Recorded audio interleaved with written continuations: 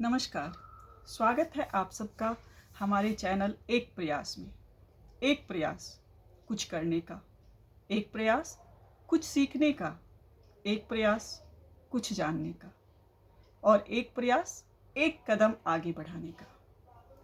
तो आज हमारी जो प्रयास है, इस श्रृंखला में हम कवि श्री विद्यापति जी के बारे में बातें करेंगे। कवि विद्यापति जी बहुत महान कवि थे। उनके बारे में मेरे ख्याल से सभी जानते हैं और मैं एक श्रद्धांजलि उनको अर्पित करना चाहती हूँ। साथ ही मेरी एक कोशिश है कि अपनी उस पीढ़ी को जिसकी वजह से हमने ये अपने स्वर्णिम इतिहास को जाना है, अपने प्राचीन सभ्यता को जाना है, जिनके पंक्तियों की वजह से उन महान व्यक्तित्व को अपनी नई पीढ़ी से मिलाने का एक प्रयास। तो चलिए विद्यापति जी के बारे में कुछ बातें करते हैं। विद्यापति जी का जन्म बिहार के दरभंगा जिला के बिस्पी गांव में हुआ था। यद्यपि महाकवि विद्यापति जी के बाल्यकाल के बारे में विशेष जानकारी तो नहीं है, पर ये किंवदंती के अनुसार, लोगों के कथनानुसार ये पता चलता है कि वे अपने पिता श्री गणपति ठाकुर जी के साथ बचपन से ही शिव सिंह के दरबार में जाते थे और उनके जन्म और मृत्यु का जो आकलन है वो इसी आधार पर किया गया है। उनके रचनाकाल और उनके आश्रयदाता जो शिव सिंह जी महाराज को माना जाता है, उनके राज्यकाल के आधार पर ही उनके जन्म और मृत्यु का अनुमान किया गया है। तो अनुमानित जो श्री विद्यापति जी का जन्म ईस्वी है वो है 1380 ईस्वी और उनके रचनाकाल को देखते हुए उनके मृत्यु का जो आकलन किया गया है वो 1460 ईस्वी में किया गया है। 1380 में जन्म और मृत्यु 1460 ईस्वी में।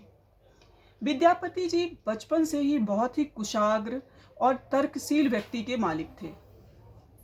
उनका व्यक्तित्व बहुत ही रौबदार था। विद्यापति जी मिथिला नरेश राजा शिव सिंह के अभिन्न मित्र, राजकवि और सलाहकार भी थे।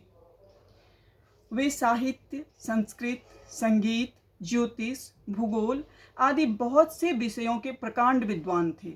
उनकी रचना भी बहुत प्रसिद्ध है। उन्होंने 3 भाषाओं में अपनी रचना की थी, संस्कृत, अवहट्ट और मैथिली। वे आदिकाल के महान कवि में से एक कवि थे। वैसे तो उनको आदिकाल और भक्तिकाल के संधि कवि भी कहा जा सकता है, क्योंकि उन्होंने बहुत सी रचना भक्ति में की है। उनकी बहुत सी रचना में आपको शिव भक्ति, दुर्गा भक्ति, बहुत सारी चीज़ें मिलेंगी, जिससे आप उन्हें भक्तिकाल के कवि भी कह सकते हैं, लेकिन वो आदिकाल के कवि थे।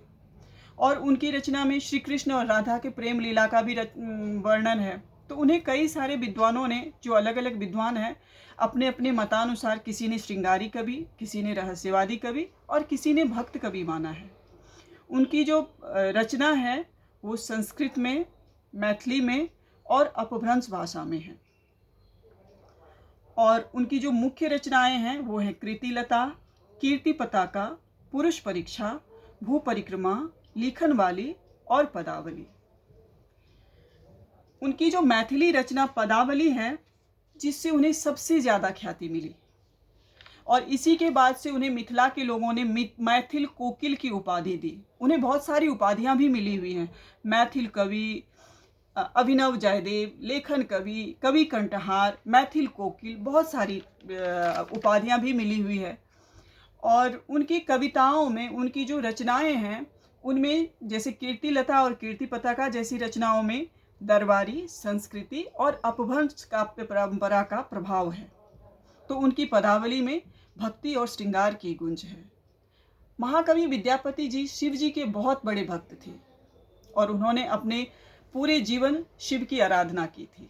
बस यही छोटी सी चीज़ प्रस्तुति में आप लोगों के सामने लाई और मुझे उम्मीद है कि आप सबको महान कवि विद्यापति जी के जीवन के कुछ मुख्य पहलुओं के बारे में जानकारी मिली होगी और अच्छी लगी होगी। धन्यवाद।